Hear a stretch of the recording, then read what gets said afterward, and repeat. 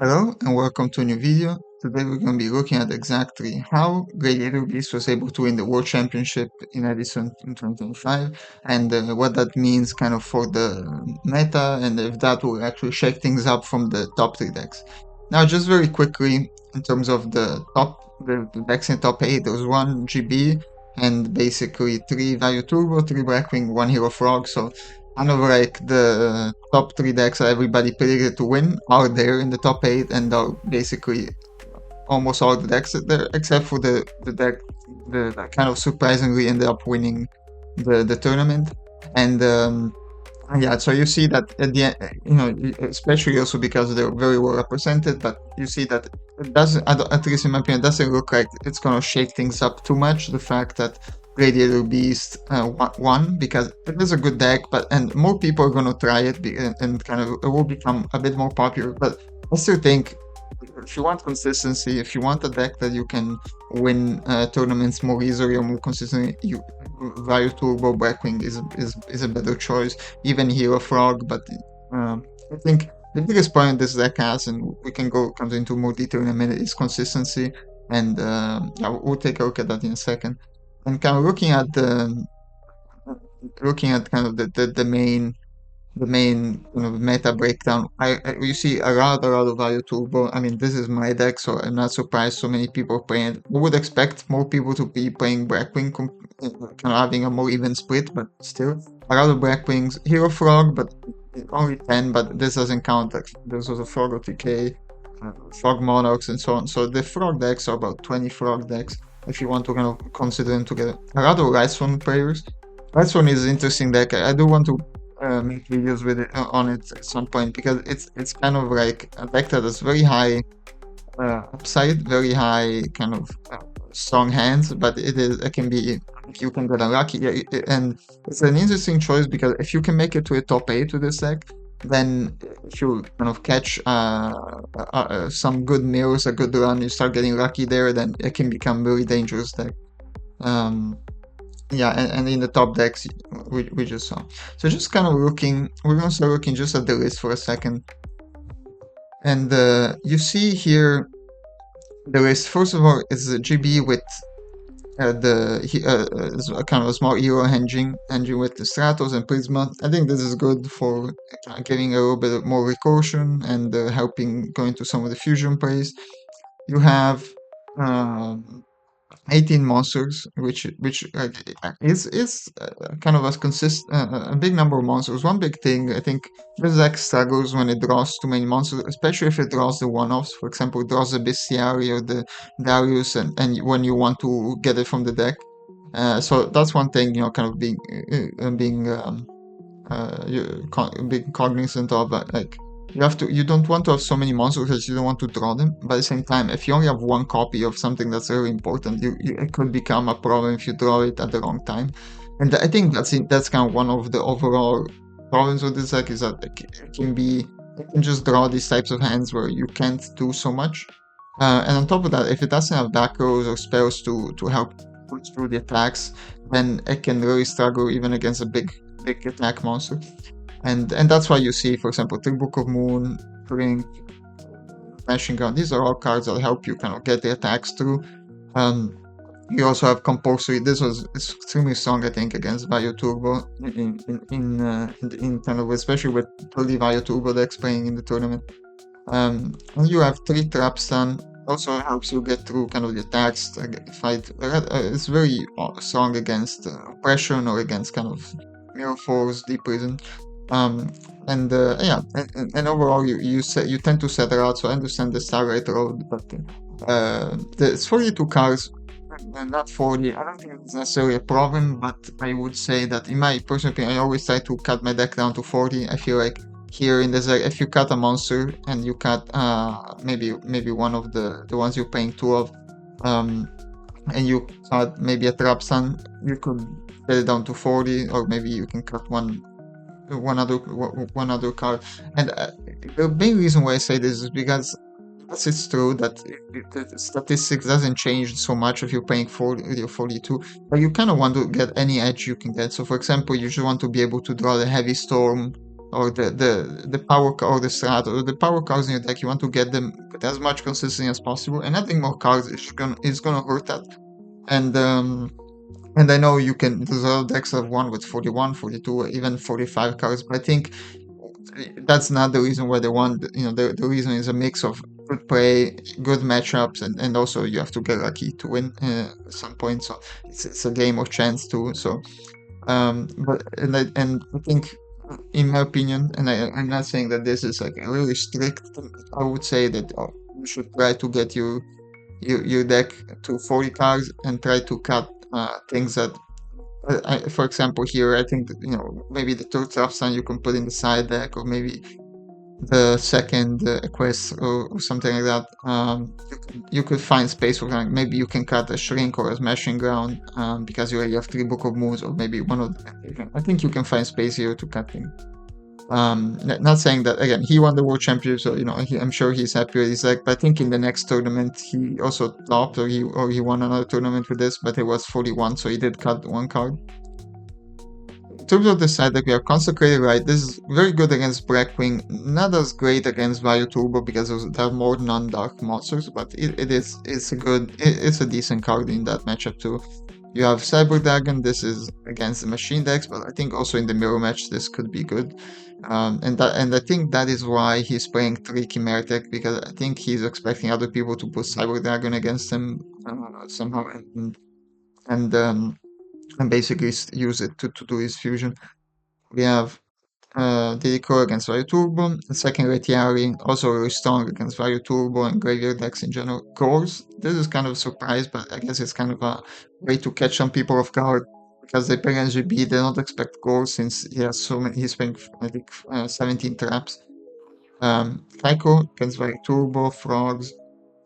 Brain Control, this is usually you see it in the main, but makes sense in the side here because you don't really have many payoffs. You don't have any way to tribute, any way to synchro with it, so makes sense. But I mean, such a strong card. You could argue playing in the main over a shrink or a smashing ground. Yeah. MSC. This is a really interesting choice to have in the sideboard. I would argue this might be better than the Trapsan, having one MST instead of one of the 3 Trapsans, but okay.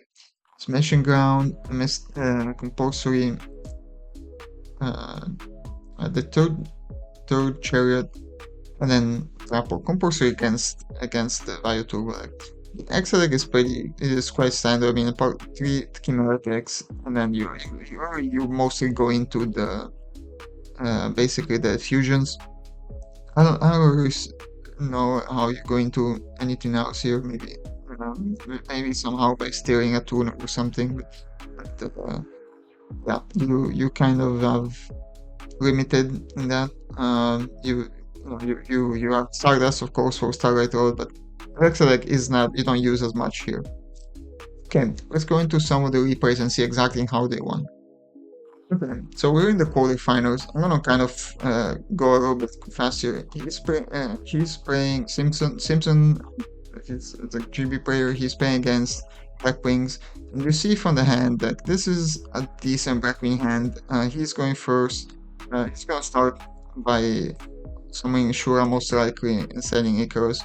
And this is also, I think this is a good hand for GB. He only has 1 monster, but he has a lot of back row to kind of protect it and a lot of cards. So he's setting Bottomless and Icarus. So here, first play is Mashing Ground. I think this is good because you want to play around the Icarus, play around the Karut. This is a good choice in this situation. Okay, gets the quest against Bottomless, but it's okay. He will have another monster. He sets 2. Hasn't set the Judgment yet. That shoots, gets the Dad.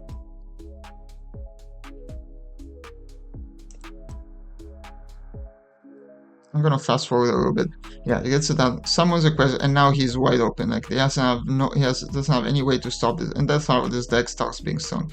One thing I would suggest, if you're playing against GB and you know you can stop the attack, and he's gonna summon Beast, I would argue selling the MST here because there's a chance they would hit the MST, and then with the MST you can hit their back row, so it's not just a -1. So I would, that's something you can argue that would have been better, but. But yeah, if you don't have any way to stop it, now you have ways to protect this with the chariot and judgment and so on. Without a way to stop it, it's going to be really, really strong to beat GB. So here I see a really interesting play. Brain control on the bestiary. And this is a way to play around the chariot. The problem is, of course, he has solemn judgments for the Gale, so you can't really take advantage of it. And now that's when the GB player just starts having a lot of advantage when they can start tagging. Stopping the attacking rescue cat is good too. He's not afraid. Or he has a starlight roll, so he's not afraid of torrential or anything like that. So he basically used MSC just to get information, but the game was already over. So game 2.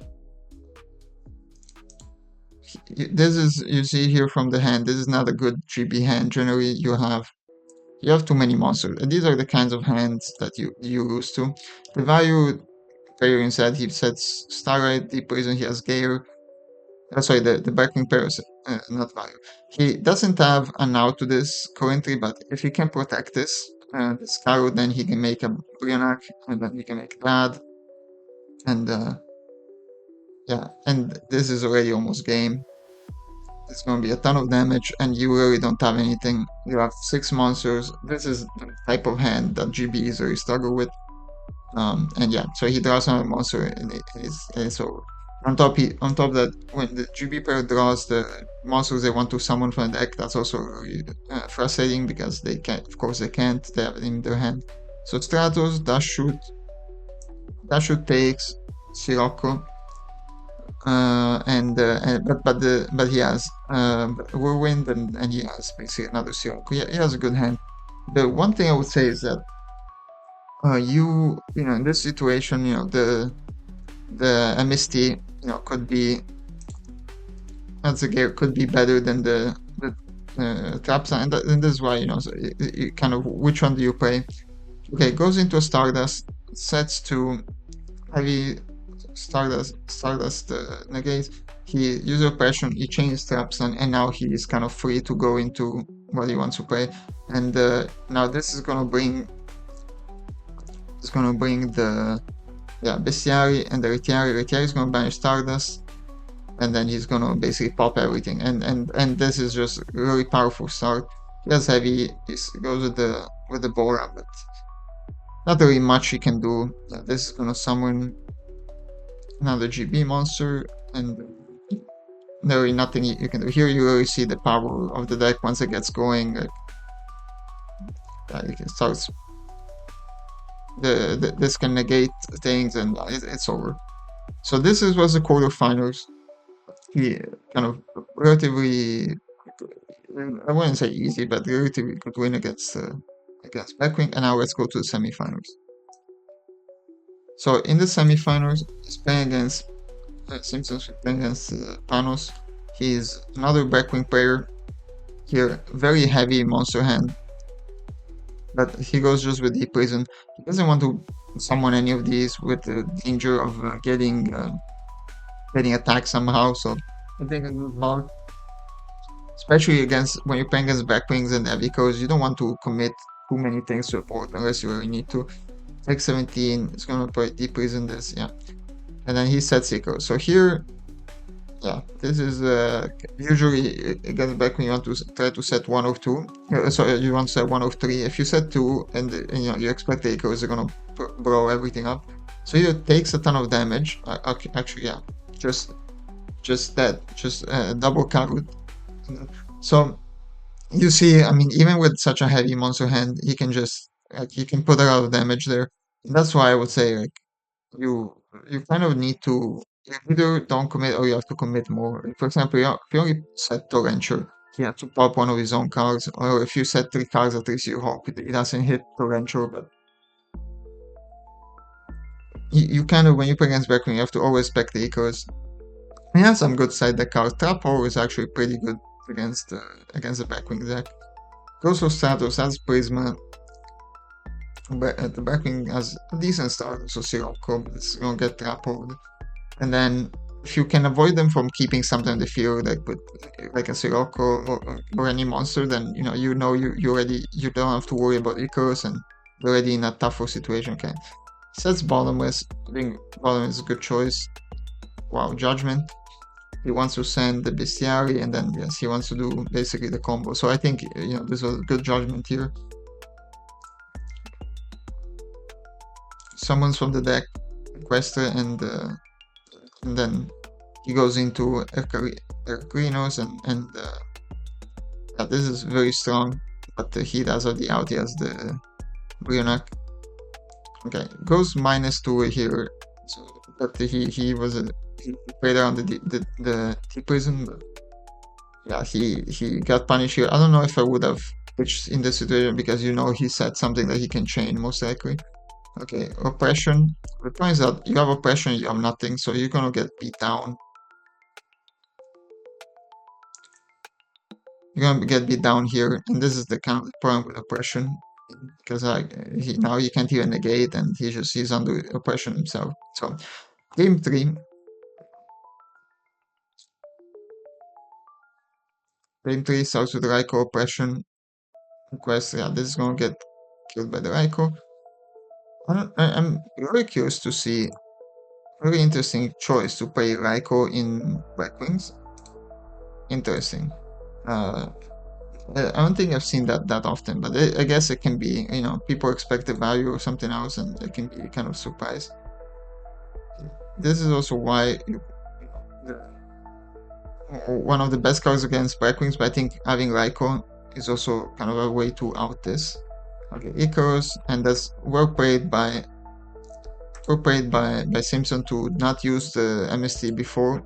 This is, I always say, against Blackwings, these types of decks which have a lot of cards that pop, or even against GB, you want to try to wait until using your MST or Dust Tornado as much as possible, because you want them to pop it first, and then you can, it's not a minus, you can go 1-for-1 with them. Here he goes for Mirror. Quest adds Dark Quest.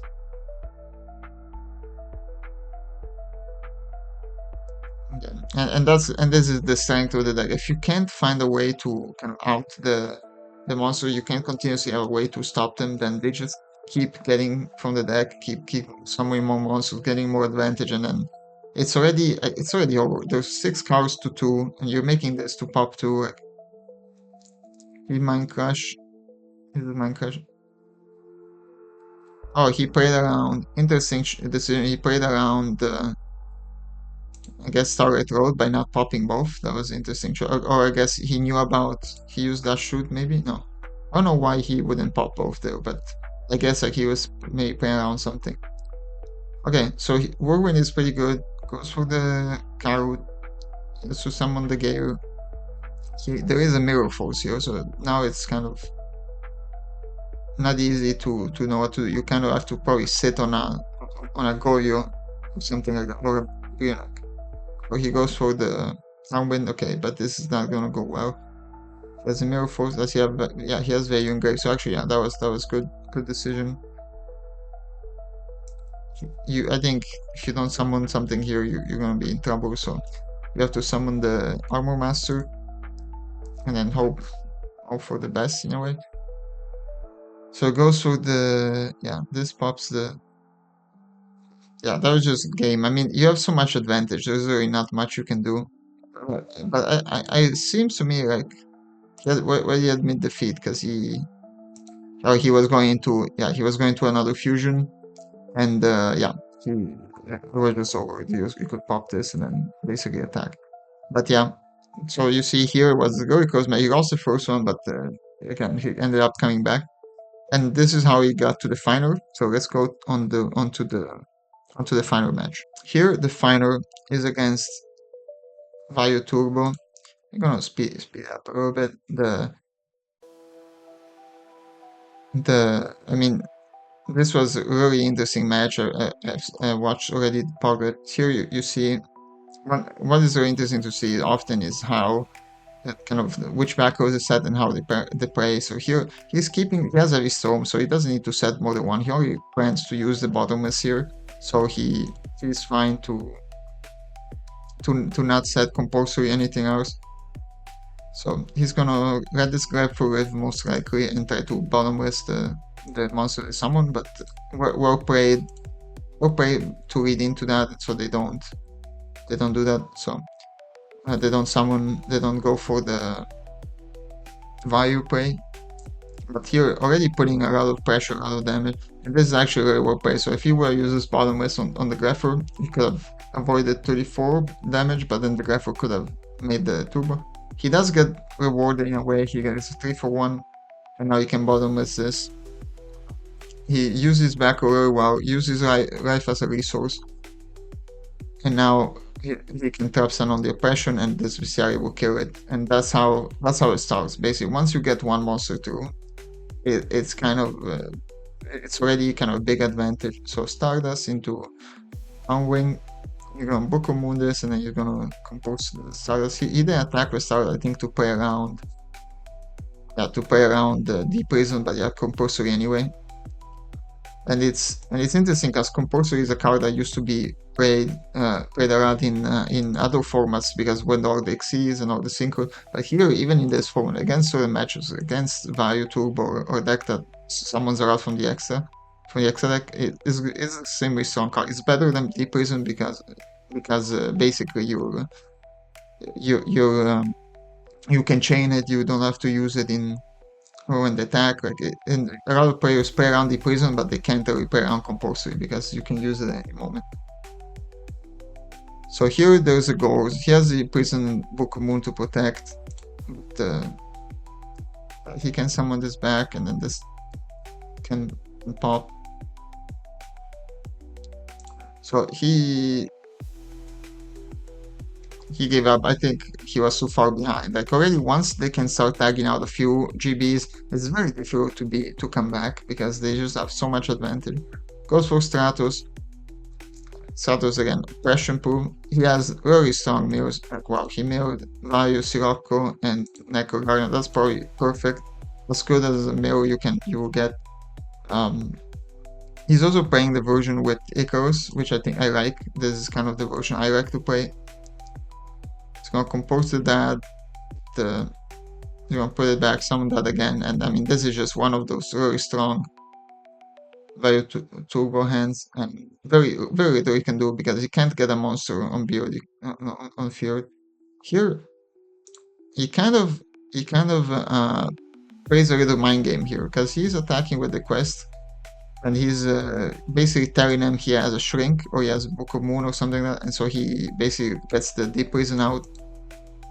Also, he gets the Garden out. But yeah, this is just. I think here, if you have Dark Monster, you need to attack with the dad first, but that's okay. He wants to pop both, so.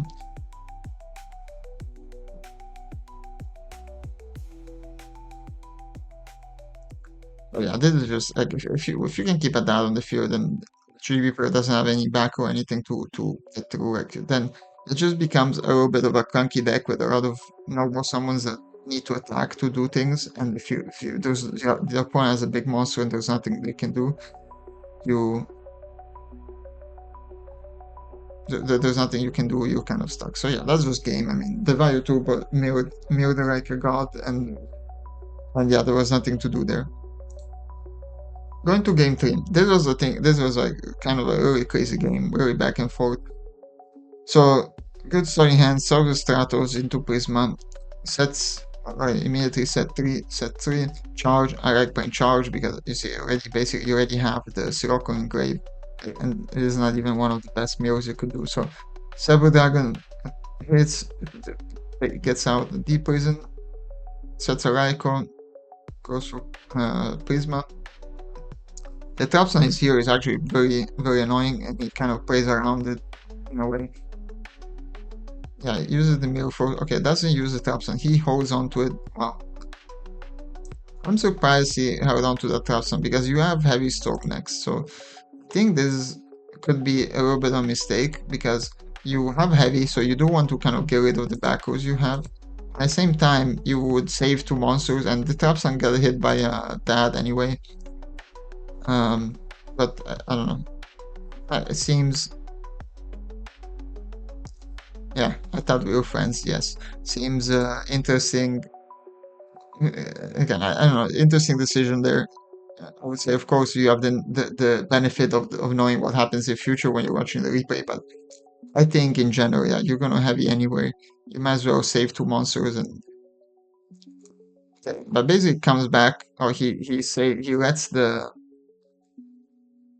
because yeah, there's Garden in the grave, so it's actually more dangerous to leave the Greffer than it is to leave the Armwing here. Because you don't want the Greffer to pitch something and then let them do other play. So he actually leaves the Armwing, which is it's just below the Gizaru, so it doesn't hurt quite as much. But he's down to 1200, so this is really close game. So we're gonna fast forward attacks, and then he's not gonna attack with he's predicting he's not gonna attack with Prisma. He wants his Gizerus to resolve.